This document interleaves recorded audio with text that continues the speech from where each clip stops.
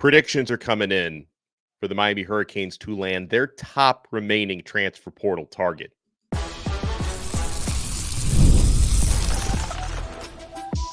You are Locked On Canes, your daily podcast on the Miami Hurricanes, part of the Locked On Podcast Network, your team every day. Happy Friday. We made it. I'm Alex Donno, University of Miami alumnus, longtime South Florida sports radio vet, and also co-host of Locked On ACC. Thank you so much to the everydayers for making Locked On Canes your first listen and your first watch today. We are free wherever you get your podcasts. We're free on YouTube. We're part of the Locked On Podcast Network. Your team every day. Game off. We have to talk more about Monopoly Go. This fast-paced game lets you team up with friends for tournaments to unlock awesome prizes like unique stickers for trading, cool playing pieces, and hilarious emojis for taunting your friends. Go download Monopoly Go, now free on Google Play or on the App Store. Game on. Where does Miami stand with defensive tackle Simeon Barrow, who, and he's not the only target, but I believe Barrow is the top remaining target for the Miami Hurricanes in the transfer portal. And folks, the Hurricanes appear to be in a very good place right now with the senior standout defensive tackle out of Michigan State. On3 Sports has produced an RPM prediction for Barrow to pick the Miami Hurricanes. That's the On3 version of the crystal ball. You guys know that whenever I'm looking at how Miami is trending with recruits or transfer portal players, I don't only check sources on the Miami side. I also like to see what folks who cover other teams are saying. And in the case of Simeon Barrow, LSU has been Miami's top competition the entire way. He also visited Mizzou, but LSU, I believe, was the real threat. And an LSU insider on 24/7 Sports has basically conceded that he expects Miami to land Barrow, unless, of course, LSU can do something to change that narrative. And, you know, this is not our first rodeo. For anybody who's followed recruiting and anyone who's followed the transfer portal, you know that there can be trends that change, there can be ebbs and flows, but the Miami Hurricanes appear to be in a really good spot. And the timeline, guys, doesn't seem like this is going to take very long.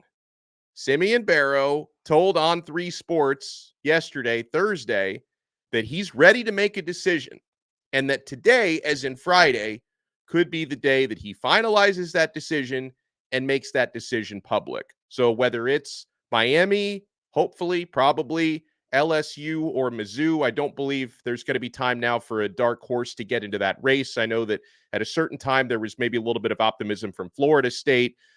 Texas was maybe considering getting into the race late, but he's not going to visit either of those places. He will be deciding between Miami, LSU, and Mizzou, and that could happen as soon as today.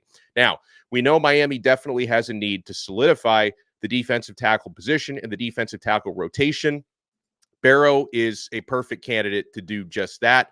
Super experienced player, one more year of eligibility, was arguably Michigan State's best defensive player for the past 2 years. A season ago, 36 tackles, 3.5 sacks last year, graded out very well against the run, and also as a pass rusher. He created 28 quarterback pressures from the interior last season. In his career, Simeon Barrow has started 30 games out of the 34 games that he's played in. So 30 starts, that's a nice track record. He's recorded 110 career tackles, all with the Spartans, 18.5 tackles for loss, 10.5 sacks. He's blocked 2 field goals. He's got a pass breakup. He has forced 2 fumbles in his career. So if Miami can get this one over the finish line, you're talking about filling what I believe is arguably the biggest remaining need. There's also, I think, a need at defensive back, and we're going to talk about that because Miami's making some progress with a defensive back portal candidate as well. But yeah, defensive tackle, that's a pressing need right now for Miami. Keep in mind, Miami, since last season, have lost notable names like Leonard Taylor to the NFL. He went undrafted, unfortunately, but he did sign with the New York Jets. Miami lost Jared Harrison Hunt and Thomas Gore into the transfer portal. So you took 3 guys out of your defensive tackle rotation. So if Simeon Barrow picks Miami, I could definitely see him and probably CJ Clark, the transfer from NC State, probably being the starting duo and creating an excellent tandem. Miami also in that defensive tackle room. They have Marley Cook, who transferred in from Middle Tennessee, Anthony Campbell, who we're going to talk a little bit more about at 6'7", 300 pounds, Josh Horton entering his second year, Ahmad Moten entering his third year, and soon Justin Scott is going to be arriving, Miami's 5-star defensive tackle recruit, and Artavius Jones, high-level 4-star recruit. They're going to be enrolling this summer as true freshmen. So a couple of notes about the transfer portal, guys, because, I know that there's a lot of confusion over the dates, okay? So the deadline for players to file their paperwork was Tuesday at midnight. Just because you filed your paperwork by that deadline doesn't necessarily mean your paperwork had been fully processed until a couple few days later. So we're still at high alert, right? Just in case any more players from Miami might be leaving the roster. We haven't heard about it yet. That might be because there was an extra 48-hour lag to process their paperwork and make it official and announce it and all that. So even on Friday morning, we're still wondering, are any other Miami players, have they hit the portal and we didn't even know about it yet? But let's say hypothetically, no one else leaves the roster or hits the portal. If that is the case, as of today, the Hurricanes, by my unofficial count, are at 83 scholarship players. And that includes the 10 freshmen who are going to be enrolling this summer. So it'd be 73 plus the 10 freshmen coming in. So that would mean you have room to add 2 more players through the portal, with the roster maximum being 85 on scholarship. So you could add Simeon Barrow and you can add a defensive back without going over that scholarship limit. Now, if another scholarship does become available, that's when you definitely start to think about, well, what's going on with Tyler Barron? Tyler Barron, the edge rusher, former Tennessee Volunteer, an impact defensive end. Miami also seems to be exploring the defensive end market. He visited Miami last weekend.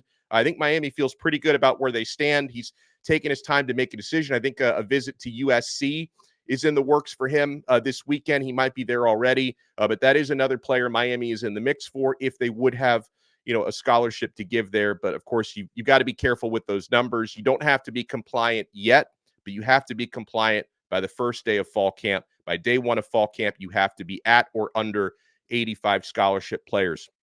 Miami so far in this transfer portal have landed 4 players.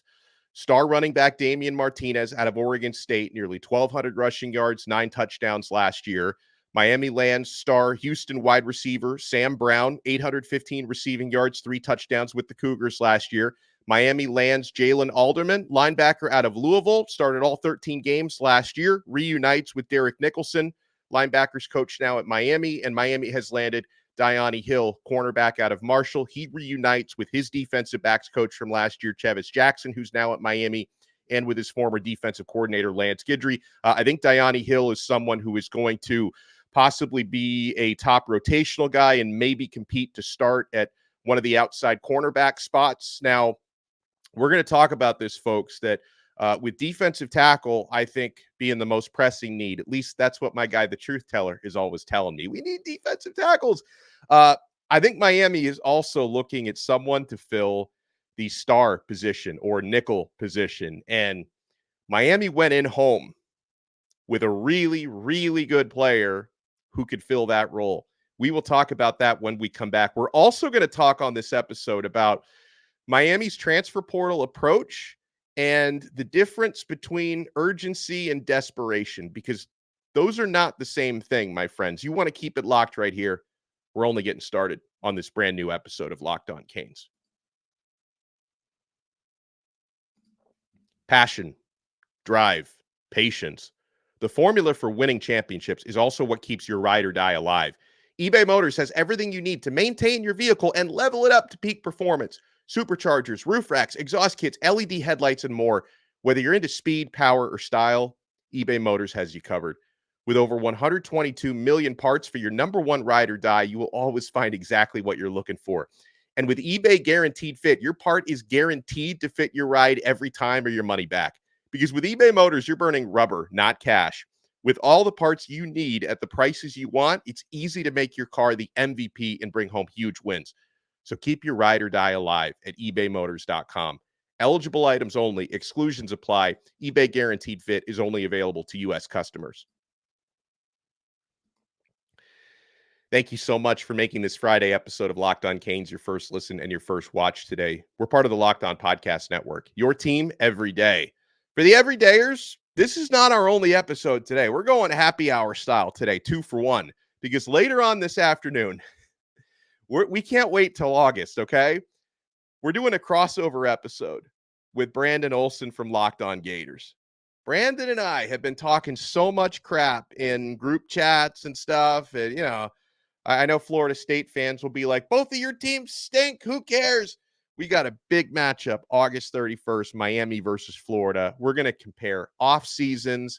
We're going to talk about why Miami's going to win or why Florida's going to win. So we will have a crossover episode with Brandon from Locked On Gators later on today. I think that's going to be a lot of fun. So you want to make sure you keep it locked for that. Miami Hurricanes are also, I think, aggressively pursuing a defensive back to round out their portal class. Hurricanes went in home last night, with James Madison standout corner D'Angelo Pons. D'Angelo Pons is a South Florida guy. Chaminade Madonna, his coverage grade at JMU was insane. I know it's not Power 5, but JMU always plays some good teams. His coverage grade was an elite 89.3 last year. You don't see too many of those around the country. He intercepted 2 passes, had 10 pass breakups last year. He's also an excellent tackler with an 82.4 tackling grade on Pro Football Focus. So I would imagine it was probably Chevis Jackson who went in home with him. This was a South Florida kid. I guess a little bit undersized is why he fell through the cracks down here and why he ended up at James Madison. But the talent and the ability has shined through for Pons, who's one of the top available players right now in the transfer portal. And I think the reason why Pons would be such a perfect fit at the University of Miami is I think Miami really, really wants to have someone that they can put full confidence in to be the everyday starter at the star position or nickel position. And that's a role that Pons can fit perfectly at Miami. He was playing on the outside at James Madison, but I think he would be a perfect nickel here. And, why? And Miami did add a defensive back already. We mentioned Diani Hill, but that's I think he's an outside guy. I don't think he's going to be playing in the slot or in the nickel. He's going to be, top rotational guy there.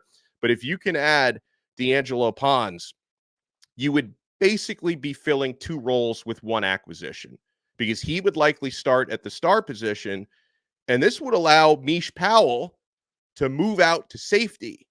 So you'd be getting 2 birds with 1 stone on this one. You would allow Powell to address one of your starting safety positions, with Pons potentially addressing your starting star position, and you're feeling more confident about your defense moving forward. Because again, folks, Miami has so far this offseason, they've absolutely crushed it on the offensive side of the football.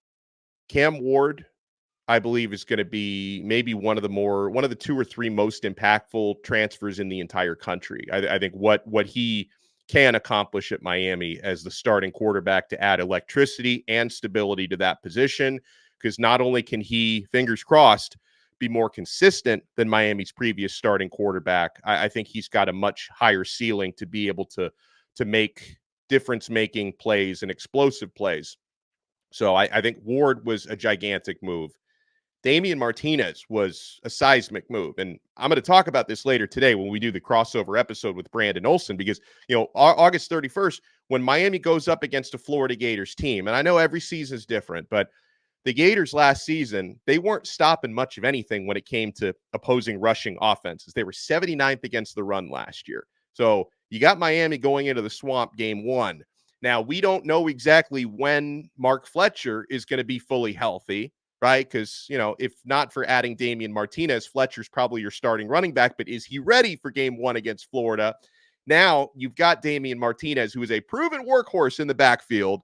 And, Miami's offensive line, they're going to be good. They're going to be physical this year. So if Florida has not completely fixed some of the leaks that they had in their running defense last year, this is an opportunity for Damian Martinez to feast. And if Martinez can feast, that's going to open things up for Cam Ward, Xavier Restrepo, Sam Brown, Jacoby George, Isaiah Horton. The list goes on and on and on.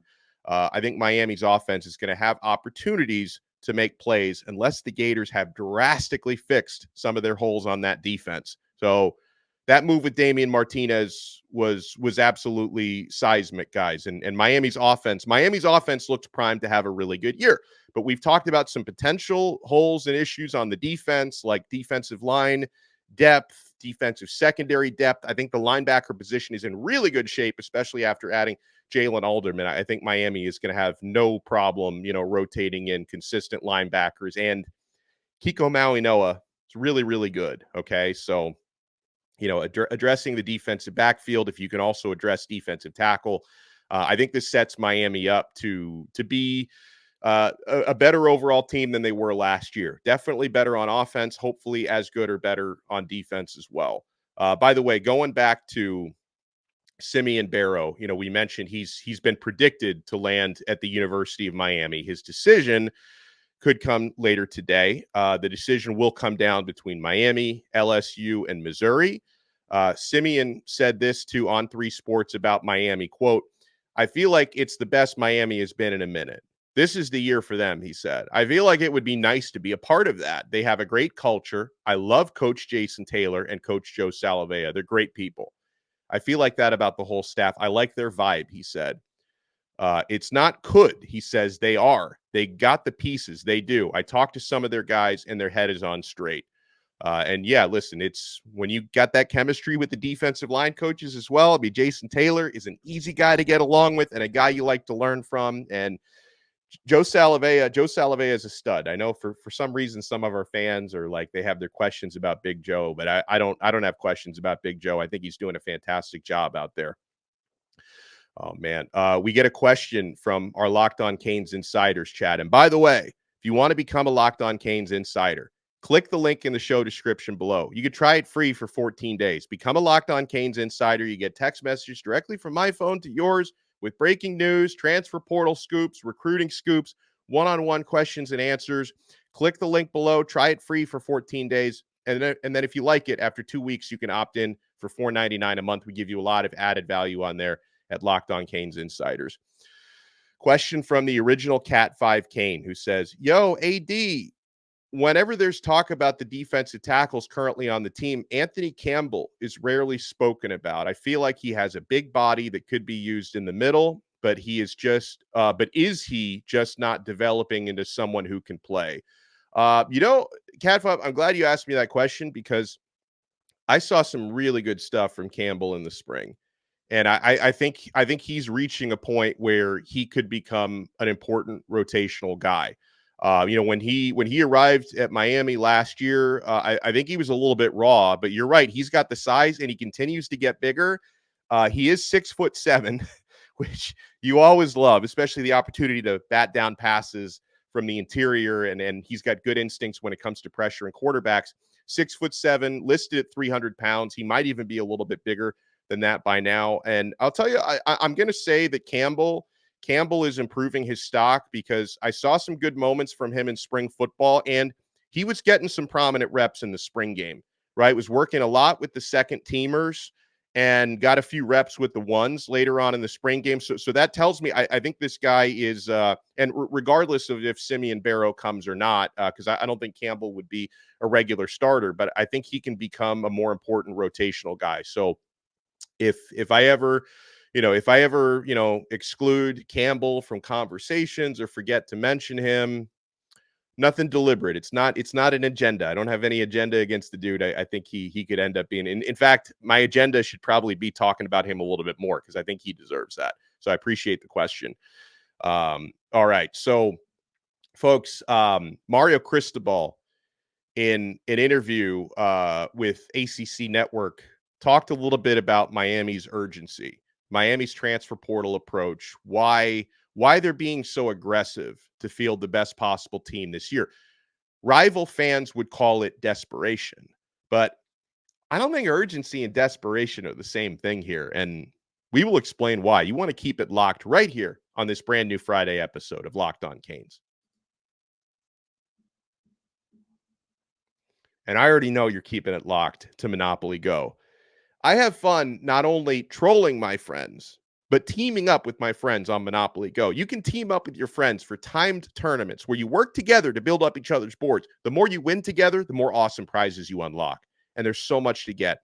unique stickers you can trade with friends to complete albums for big prizes, cool new playing pieces to travel the boards with, hilarious emojis for taunting your friends when you smash their buildings or heist their vaults. Plus, Monopoly Go feels new and exciting every day with constantly changing tournaments and challenges. A ton include their own unique mini games like digging for treasure or a robot pachinko machine. And there's always new timed events that help you win big, like massive multipliers for everything you win or rent frenzies. There's always something fun to discover at Monopoly Go. So get off the bench and go download it now free on Google Play or the App Store. Game on. Thank you so much for making this Friday Locked On Canes your first listen and your first watch today. Hey, are you watching Fox Sports or ESPN on your TV all day? Have to turn down the volume with all that shouting?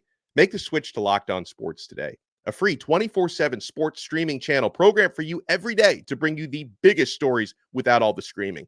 Locked On Sports today brings you can't-miss analysis, opinions, and news, streaming 24/7 on YouTube or the free Amazon Fire TV channels app, part of the Locked On Podcast Network. Your team every day. So we get a question from DatDude239, who asked me, "Hey Donno, what's your thoughts on the transfer portal? We know Mario Cristobal is a recruiting genius and he uses the portal as needed, but do you think getting players from the portal as plug-in players and using them for the year in front of the recruits because of experience is hurting our team development? Like, younger players cannot get experience if they keep getting jumped over, if that makes sense." Um, that's a hot button issue all over the country. And of course, certain teams are a lot more aggressive in the portal than others, right? You see Ole Miss. Ole Miss has the number one transfer portal class. They brought in 18 new players. Florida State, of course, has been very active the last couple of years in the portal. They have 15 new players at this point. Miami right now is at 13, but I think by the time Miami's done, they'll be around 15 new players. Colorado has brought in 35 new players, and that's actually a slow portal for them because last year they brought in like 50 some new players. Okay, so yes, this is something that's happening in certain teams that are really being aggressive to try and get the best possible roster, because the transfer portal is essentially, it's like free agency in the NFL. For a team that has certain pieces in place that make you feel like you can contend right away, the portal has massive advantages. And in Miami's case, Miami knows they have Cam Ward for one season. They want to put him in the best position to win. So I can understand why Miami would be aggressive in plugging holes with proven players. Now, you have to be really careful. And Mario Cristobal knows his roster better than I do, better than any of you do, okay? So I think there are certain spots where you say, wait, how come this second-year guy or this first-year guy, why don't they just let him start? I think our coaching staff has a better idea of, A, if that player is truly ready to be a starter on a contending team, or B, in some cases, maybe that player hasn't developed in so far yet into what you hoped he would be at this point. Sometimes that's the coach's fault for lack of development, of course. Sometimes that could just be, the player not doing what is necessary or not fulfilling expectations. So, yes, the downside of being active in the transfer portal is you definitely run the risk of turning off young players. Now, you see rival fans claiming that this is happening at Miami. Something to remember is the fact that, yes, Miami they've lost some talented young players. This is not the case for all of the players who left. There are some exceptions to this rule, but the ones who are leaving are primarily, not exclusively, but primarily players who were nowhere near the top of the depth chart right now, and in some cases getting passed on the depth chart by true freshmen. So a certain amount of turnover is to be expected on competitive rosters because so many players are jumping in the portal. And listen, sometimes your players, when they jump in the portal, sometimes the coaching staff nudged them out. Other times it's a surprise. You didn't want to lose this guy, but he's gone. Maybe better opportunity to play somewhere else. Maybe there was some tampering, better NIL opportunity. I'm not complaining about it, but it's a reality that it happens. Okay. So I understand your point. Now, Mario Cristobal talked a little bit on ACC Network about Miami's transfer portal approach and about Miami's urgency. He says, great players want to play with great players. When you look at our team, I think people realize that if certain parts and pieces were put in place, then the sky is the limit. Those pieces are starting to come here, and they're starting to be put in place, he said. We are extremely urgent, Cristobal said. We live in a world of urgency in college football. If you are not urgent, it is not going to last very long, he said. The fact that Cam Ward is here, you start envisioning how good things can get in a hurry if you surround a guy like that with the right parts and the right pieces. But we are urgent regardless. But there is some special sauce added to it by adding a guy like Cam.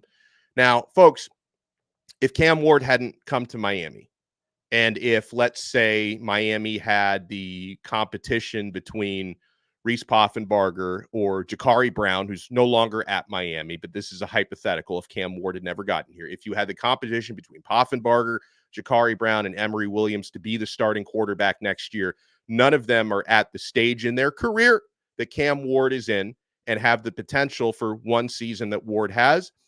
If you didn't have Ward here, I don't believe Miami would be as aggressive in trying to add ready-to-win veteran players the way that they are right now. And you would probably, I wouldn't say rebuilding mode, but you would be still in more of a transition development mode.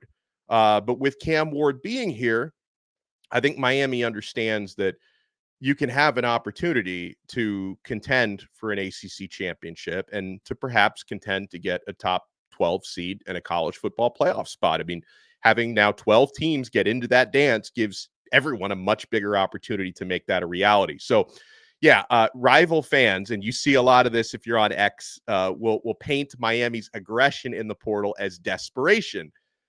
Urgency and desperation are not the same thing, folks. Desperation comes from fear.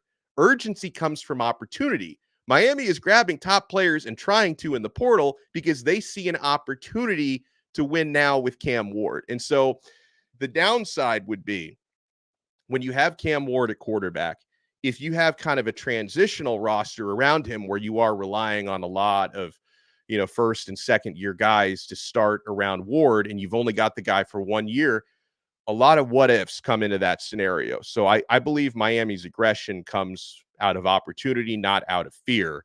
And that's why the Hurricanes are really trying to put not all their cards on the table, but they're putting a lot of their cards on the table because they do not want to lose out on this opportunity to perhaps contend for something special or even win something special with Cam Ward here. So we will continue our portal watch, my friends. Simeon Barrow decision could come as soon as today. We'll see what happens with the cornerback from James Madison, D'Angelo Pons. We'll see if Miami gets maybe another roster spot open to look at a defensive end as well. And folks, again, we have a crossover episode coming on later on today with Brandon Olson from Locked On Gators. Yeah, we're going to talk about Miami's offseason, Florida's offseason, why Miami's going to kick that Gator butt on August 31st. He'll try to make the case for LinkedIn Billy and the Gators to actually win that game in the Swamp. And we will talk to you guys later today on another episode of Locked On Canes, part of the awesome Locked On Podcast Network. Your team every day.